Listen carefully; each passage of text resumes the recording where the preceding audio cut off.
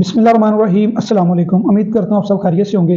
नाज़रीन, पाकिस्तान में सज़ा और जज़ा के कंसेप्ट की नफ़ी की वजह से, सज़ा और जज़ा के ना दिए जाने की वजह से आज पाकिस्तान इस नहज पर पहुँचा है कि पाकिस्तान में रूल ऑफ लॉ, पाकिस्तान में फंडामेंटल राइट्स और पाकिस्तान में लाक़ानूनियत इतनी प्रिवेल कर चुकी है जिसका आप अंदाज़ा नहीं कर सकते। क्योंकि हम सब जानते हैं कि जिस तरह जो है हमारी अदलिया की, हमारे इंस्टीट्यूशंस की और हर जगह जो लाक़ानूनियत फैली हुई है, कोई किसी की बात मानने को तैयार नहीं है, जिसकी तफसील आज हम 3 अहम इशूज़ पर बात करेंगे, जिस पर गुफ्तगू करने के बाद, जिस पर ये आर्गूमेंट सुनने के बाद आपको इस चीज़ का बखूबी इल्म हो जाएगा कि किस तरह पाकिस्तान में लाक़ानूनियत अरूज पर है। जो 14 मई 2023 को इलेक्शंस होने थे, सुप्रीम कोर्ट का ऑर्डर था, वो किसने इंप्लीमेंट नहीं किया? क्या उसके जो किरदार हैं, क्या जो उन्होंने सुप्रीम कोर्ट के अहकामात की वायलेशन की, जिन्होंने लोगों के फंडामेंटल राइट पर डाका डाला, क्या उनको कैफरे किरदार तक पहुंचाया गया? क्या उनको सज़ा दी गई? और दूसरा मामला कि आज दहशतगर्दी अदालत में बहुत सारे जो केसेस लगे हुए थे पाकिस्तान तरीके इंसाफ के और दीगर बहुत से जो दहशतगर्दी अदालत में जो केसेस थे, उन केसेस में जो मुल्ज़मान का रिकॉर्ड है वो पुलिस ने पेश करना होता है चालान की सूरत में, और दीगर जो इन्वेस्टिगेशंस हैं उसकी तफसीलात कोर्ट को फराहम करनी होती हैं ताकि कोर्ट उनकी ज़मानतें और दीगर जो उनके मामलात हैं वो डिसाइड कर सकें। तो कोर्ट को कोई डाटा, कोई इन्वेस्टिगेशन, कोई किसी किस्म की रिपोर्ट्स जो हैं वो फराहम नहीं की जा रही।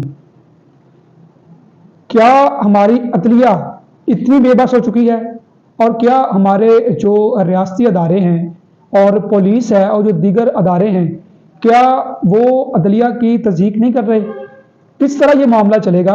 और तीसरा मामला जो अपना इमरान रियाज हैं, जो उनके साथ सलूक हुआ और फिर उनके वालिद ने जो लाहौर हाई कोर्ट में जो प्रिंसिपल सीट है पंजाब की, वहाँ पे उन्होंने पिटीशन दायर की इमरान रियाज की बाजियाबी के लिए। उसमें भी बड़ा इंटरेस्टिंग माहौल क्रिएट हुआ, उसकी तफसील भी अभी आपके सामने डिस्कस करते हैं। पहली डेवलपमेंट जो हम डिस्कस करेंगे वो जो सुप्रीम कोर्ट का हुक्म था कि 14 मई को आपने इलेक्शंस करवाने हैं, उसमें इलेक्शन कमीशन ने बाकायदा तौर पर डिनाई किया कि मेरे पास ना सिक्योरिटी है, ना मेरे पास फंड हैं। जब वो रिपोर्ट सुप्रीम कोर्ट में जाती है तो सुप्रीम कोर्ट को कहा जाता है कि मेरे पास फंड नहीं है, मेरे पास सिक्योरिटी नहीं है, और जो अफवाज पाकिस्तान हैं उन्होंने बाकायदा तौर पर यह कह दिया था कि हमारे पास इस इलेक्शन के लिए फराहम करने के लिए हमारे पास सिक्योरिटी नहीं है। और जो फंड्स का मामला था, रेवेन्यू का मामला था, जो इलेक्शन पे अखराजात आने थे, तो उसमें भी बाकायदा तौर पर सुप्रीम कोर्ट के सामने वजारत दफा का ये जवाब था कि हमारे पास सिक्योरिटी नहीं है, वजारत खजाना का ये जवाब था कि हमारे पास फंड्स नहीं है, हमारे पास पैसे नहीं है, जबकि अदालत का हुक्म था। और हम सब जानते हैं कि पैसा मुल्क में अल्लाह ताला ने किसी चीज़ की कमी नहीं छोड़ी। हमारे मुल्क में पैसा भी था, सारा कुछ था, लेकिन चूँकि आइन की वायलेशन करनी थी, आइन को जो है पमाली करनी थी और इलेक्शन को जो है लिंगर ऑन करना था, जिस वजह से ये सारे मामला हुए। लेकिन यहाँ पे जो क्वेश्चन अरेज होता है वो ये है कि क्या चीफ इलेक्शन कमिश्नर की जिम्मेदारी नहीं थी कि इलेक्शन जो है वो बाकायदा अपनी मुद्दत में करवाए? और यही इलेक्शन कमीशन की जिम्मेदारी होती है कि आपने आईनी मुद्दत में इलेक्शन करवाने हैं। लेकिन सबसे बड़ा जो इसमें रोल है जिसने सुप्रीम कोर्ट के हुक्म की वायलेशन की, वो चीफ इलेक्शन कमिश्नर है, और उनको आज तक कोई सजा जजा नहीं दी गई। हालांकि कानून के मुताबिक, कानून के दायराकार में उसको लाना चाहिए था, लेकिन ये चूँकि पाकिस्तान है इसलिए यहाँ कोई पूछने वाला नहीं है, और वो मामला भी इसी तरह ठप हो गया। और इसके अलावा जो दहशतगर्दी अदालत लाहौर में पाकिस्तान तरीके इंसाफ के और इसके अलावा बहुत सी जो तंजीमें हैं उनके दहशतगर्दी केसेस लगते हैं इधर लाहौर की अदालत में, क्योंकि ये जो डिवीज़न अदालत है और पूरे डिवीज़न में ये जो सराउंडिंग एरियाज़ हैं उन सब को ये लाहौर की अदालत जो कवर करती है।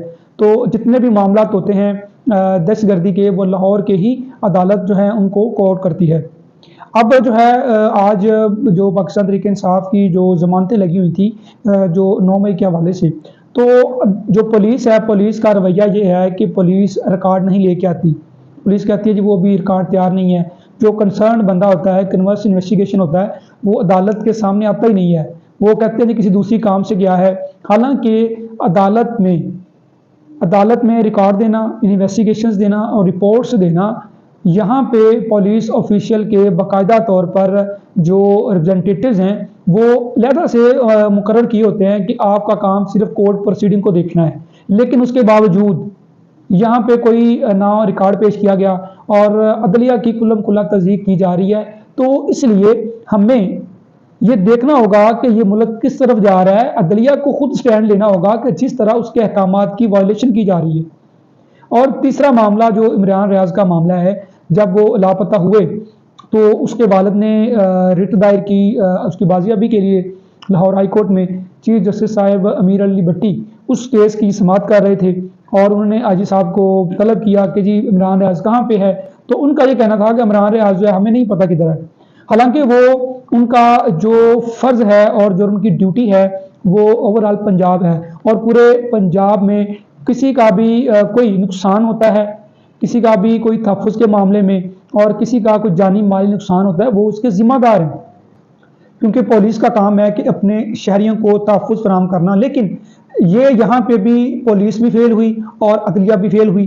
وہ کس طرح کہ 5 مہینے سے زیادہ عرصہ گزرنے کے بعد عمران ریاض بازیاب ہوتے ہیں اور پولیس جو ہے بار بار یہی آ کے بیان دیتی ہے کہ ہمیں اس کا علم نہیں ہے. جبکہ پولیس کی ذمہ داری بنتی تھی کہ اگر وہ خود بھی کہیں چلے گئے ہیں یا اس کو کسی نے کڈنیپ کیا ہے، جہاں بھی ہیں، یہ آئی جی پنجاب کی ذمہ داری بنتی تھی کہ عمران ریاض کے حوالے سے عدالت کے ساتھ معاونت کرتے. لیکن انہوں نے عدالت سے کہا کہ جی ہمیں اس بارے میں علم نہیں ہے. اور بہت سے ایسے کیسز ہیں جہاں پہ عدلیہ کی تصحیح کی جاتی ہے، اور یہاں پہ جو تصحیح کا معاملہ ہے جب تک ہماری عدلیہ خود سٹینڈ نہیں لے گی تو یہ تصحیح ہوتی رہے گی اور عدلیہ کا مذاق اڑتا رہے گا. یہ مذاق عدلیہ کا نہیں ہے، یہ مذاق ہماری جوڈیشری کا نہیں ہے. یہ جو مذاق کیا جا رہا ہے یہ ہماری قوم کے ساتھ کیا جا رہا ہے. اور جو لوگ عہدوں پر بیٹھے ہوئے ہیں ان کا تو کوئی نہیں ہے. بیسیکلی جو اگریوڈ پرسن ہے وہ تو عام پاکستانی ہے، وہ تو عام شہری ہے. یہ لوگوں کے فنڈامنٹل رائٹ کا معاملہ ہے. ہماری عدلیہ کو دیکھنا ہوگا اور اس معاملے میں سخت سٹینڈ لینا ہوگا. کیونکہ یہ جو ہمارے انسٹیٹیوشنز ہیں اگر وہ کوئی وائلیشن کرتے ہیں تو اس کا مطلب یہ نہیں ہے کہ آپ جو اس وقت ریپرزینٹیٹیو ہے، اس ادارے کو پریزائڈ کر رہا ہے، اس ادارے کو ریپرزینٹ کر رہا ہے، آپ اس کو سزا نہیں دیں گے. اس کو سزا اور جزا دینی چاہیے. اگر وہ اچھے کام کرتا ہے تو اس کو اس کا بھی صلہ ملنا چاہیے، اس کو جزا دینی چاہیے. اور اگر کوئی غلط کام کرتا ہے تو اس کو بھی اس کی سزا ملنی چاہیے. اگر ہماری عدلیہ اس حوالے سے سٹینڈ نہیں لے گی تو جو ہمارے سٹیزنز ہیں ان کا اعتماد مزید عدلیہ سے اٹھ جائے گا. اور پھر جو معاملہ ہے آپ کو سب کو پتہ ہے کہ کس طرح جو اس وقت پاکستان میں لا قانونیت ہے، فنڈامنٹل رائٹ کی وائلیشن کی جا رہی ہے. تو آپ بھی بطور شہری آپ کا یہ حق بنتا ہے کہ آپ اپنی آواز بلند کریں. آپ کے جو میٹرز ہیں، خدا نہ خواستہ کو پولیس آفیشیل ہے یا کوئی اور ادارہ ہے، اگر آپ کے خلاف کوئی آپ کے ساتھ زیادتی کی جاتی ہے، فائنینشلی کی جاتی ہے یا جسمانی طور پر کی جاتی ہے، تو آپ عدلیہ سے رجوع کریں. کیونکہ عدلیہ ہی وہ فورم ہے جہاں پہ آپ کو انصاف مل سکتا ہے. اور یہ جو معاملات عدلیہ میں پینڈنگ ہوئے ہیں جن کی تفصیل آپ کے ساتھ میں نے کی، تو اس حوالے سے یہ جو کیسز عدلیہ کے سامنے گزرے ہیں تو ان کیسز میں بھی عدلیہ کو سٹینڈ لینا ہوگا اور ان میں پراپر جے ٹی بنانا ہوگی کہ عدلیہ کی وائلیشن کیوں کی گئی ہے. اپنا بہت خیال رکھیے گا. اللہ حافظ.